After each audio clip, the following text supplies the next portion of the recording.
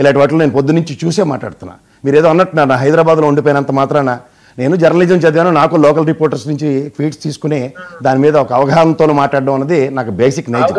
చెప్పారు date okay okay జీవితాంతం దాని మీదే పడాడండి. 164 ఇచ్చారు, ఏడు చేయలో కూడా తెలియట్లేదు. దీని మీద మేలా నవ్వుకుంటున్నట్టు ఇలాగే నవ్వుకుంటున్నాం. అదే అదే వెనక ఒక సామెత ఉంది, మళ్ళీ చూస్తే ఏదో అయిందని, అలాగే ఉంటది.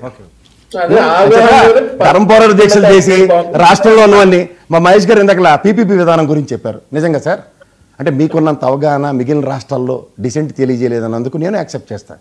కానీ వాళ్ళకి ప్రభుత్వ పరంగా మెడికల్ కాలేజీలు గ్రాంట్ కాలేని దగ్గర ప్రభుత్వానికి పీపీపీ పద్ధతిలో మీరు మెడికల్ కాలేజీలు నిర్మించుకుంటే అప్రహెన్షన్స్ లేవు.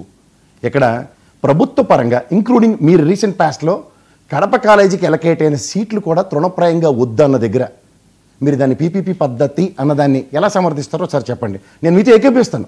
పీపీపీ పద్ధతి విషయంలో కోర్టు ఇచ్చిన దీనిలో ఈ ప్రభుత్వం నిస్సహాయ స్థితిని తెలియపరిచింది కోర్టుకి. మాతో కాదు 25 సంవత్సరాలు టైం పడుతుంది అంటున్నారు సార్. స్పాన్ ఆఫ్ 5 yearsలో 2 ఏళ్ళు కరోనా ఉన్న దగ్గర ఒక 5 కాలేజీలు అయితే ఫంక్షనింగ్ కనబడుతున్నాయి కదా. ఇప్పుడు రీసెంట్గా గౌరవ ముఖ్యమంత్రి గారు కదా పాడేరు కాలేజ్ ఓపెన్ చేశారు.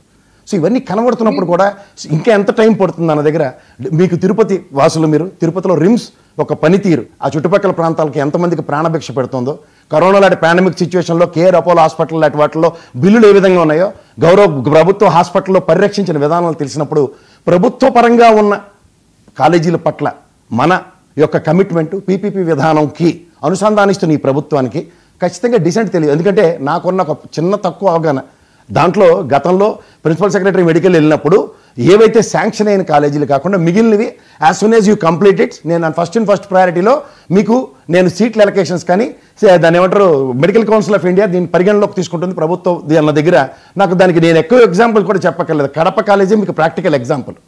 అంచేత ఈ పీపీపీ విధానంలో మిగిలిన కాలేజీలకి మీరు తీసుకుంటున్న నిర్ణయానికి ఇవి కాకుండా మీరు కొత్త కాలేజీలు, ఎందుకంటే in the history of total Andhra Pradesh కెరియర్లో చంద్రబాబు గారి ఆయనలో తెలుగుదేశం ఆయనలో ఒక్క ప్రభుత్వ మెడికల్ కాలేజ్ వచ్చిన చరిత్ర లేదు. మీరు కావాలంటే ఏదైనా స్టాటిస్టిక్స్ తీసుకోండి, సిన్స్ 1947 దగ్గర నుంచి కూడా తీసుకున్నా సరే I don't have any apprehension including KGH లాంటి హాస్పిటల్ బ్రిటిష్ కాలం నాటి కట్టుకున్న బిల్డింగుల్లో వచ్చిన హాస్పిటలే తప్ప అది ప్రభుత్వ పరంగా ఒక రాజశేఖర రెడ్డి గారి ఆయనలో 2 మిగిలినవన్నీ ఎప్పుడు వచ్చాయి, ఇప్పుడు 17, దానికన్నా ముందు 8 ఎవరెవరు ప్రభుత్వాలు వచ్చాయో క్రిస్టల్ క్లియర్గా ఉన్నాయి. అంచేత పీపీపీ విధానం విషయంలో కొత్త మెడికల్ ఇప్పుడు ఉదాహరణకి మీరు 33 జిల్లాలు చేయొచ్చు, లేదా 40 జిల్లాలు చేయొచ్చు, లేదా ఇంకా 29 జిల్లాలు చేసే దగ్గర మిగిలిన కొత్త జిల్లాల హెడ్ క్వార్టర్స్లో వచ్చి పీపీపీ విధానం అంటే నేను నిజంగా మీరు మహేష్ గారు నేను డెఫినెట్గా మీతో ఏకీభవించుందును. ఎందుకంటే ప్రభుత్వం ఒక దగ్గర ఒక కన్సల్టేషన్ దగ్గర ఇంతకన్నా ఎక్స్పెండిచర్ చేయలేని నిస్సహాయ స్థితి ఉన్నప్పుడు ఇవాళ ప్రాక్టికల్గా ఆంధ్రప్రదేశ్ రాష్ట్రం మనకి ఎఫ్ఆర్బిఎం లిమిట్లు అనుకోండి, whatever you name it as, 2,27,000 కోట్లు అప్పులు చేసి ఇవాళ ఈ ప్రభుత్వం ఓ సంక్షేమ పథకాలు అన్నవి వాళ్ళు అనౌన్స్ చేసిన 6 బుల్లెట్లు కూడా ఉచిత బస్సు నిన్న సంవత్సరం తర్వాత మొదలైంది, రైతులకి ఇచ్చిన 5,000, దీనికన్నా ముందు సంవత్సరం అసలు ఏ సంక్షేమం లేదు అదర్ దాన్ పెన్షన్స్. ఇప్పుడున్న రీసెంట్ పాస్ట్లో మీరు చేస్తున్న సంక్షేమంకి తల్లికి మందరం ఇచ్చిన కార్యక్రమంలో టోటల్ చదువుకుంటున్న పిల్లల యొక్క అటెండెన్స్ వాటిని ప్రారంభం తీసుకుంటే 13,500 కోట్ల దగ్గర 8,000 కోట్లు మాత్రమే బడ్జెట్ పరంగా మీరు అలొకేట్ చేసింది. అక్కడే ఓ డిస్పారిటీ ఆఫ్ 5,500 crores ఉన్నాయి. సో ఈ ప్రాస్యంలో ఈ ప్రభుత్వం మీద ఈ 2 సంవత్సరాల దగ్గర 18 నెలల పరిపాలనా సౌలభ్యంలో నిజంగా మంచి ప్రభుత్వం మీరు డిక్లేర్ చేసుకున్న దగ్గర ప్రభుత్వ వ్యతిరేకత ఫ్రమ్ ద డే 1 నుంచి జగన్మోహన్ రెడ్డి అనే ఫిజికల్ అపియరెన్స్ మాట దేవుడు కానీ ఎలక్ట్రిసిటీ ఛార్జెస్ మీద చేసిన ధర్నాకి ఫలితం ప్రభుత్వం పెనాల్టీ క్లాస్ పే చేసి 13 పైసలు యూనిట్ ఛార్జ్ తగ్గించబడింది. నాటి బాదుడే అన్న కార్యక్రమం చంద్రబాబు నాయుడు గారు చేసిన దగ్గర ప్రభుత్వానికి పెనాల్టీ క్లాస్ కానీ ట్రూ అప్ ఛార్జీల రూపంలో 17,500 కోట్లు కలెక్ట్ చేసిన ఈ ప్రభుత్వానికి 13 పైసలు ఛార్జీలు తగ్గిన ఉదంతం కనబడుతుంది. That is the success narration.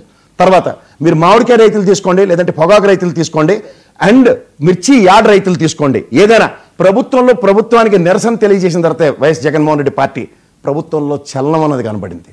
ఇవాళకి కూడా ఉల్లి రైతుల వెతలు, ఇలాగ టమాటా రైతుల వెతలు, ప్రభుత్వ పరంగా ఒక భరోసా కార్యక్రమం లేదు. తర్వాత ఈ తీవ్ర తుఫాను అకాల వర్షాల యొక్క తీవ్రతని నిన్న శివరాజ్ సింగ్ కమిటీ లేకపోతే కేంద్ర ప్రభుత్వం నుంచి వచ్చిన గత శివరాజ్ సింగ్ కమిటీ ఈసారి వచ్చిన కేంద్ర ప్రభుత్వం నుంచి ప్రాథమిక అంచనాలు 5,250 కోట్లు హుదూద్ తిత్లీ తుఫాన్లు చూసిన తర్వాత చంద్రబాబు గారి తెప్పలు తెలిసిన నేను కూడా మాట్లాడుతున్నా. ఎందుకంటే కేంద్ర ప్రభుత్వం కనీసం మీరు ఇవాళ డబుల్ ఇంజన్ సర్కార్ అన్న దగ్గర కేవలం తాత్కాలిక ఉపశమనంగా 200 కోట్లు ఇచ్చింది. వెసెస్ మన ప్రాథమిక అంచనాలు తక్షణ సాయం కింద 1000 కోట్లు అడిగిన హుదూద్ తుఫాన్ సంగతి మీరు ఒకసారి మర్చిపోతే నేను ఏం చేయాలా?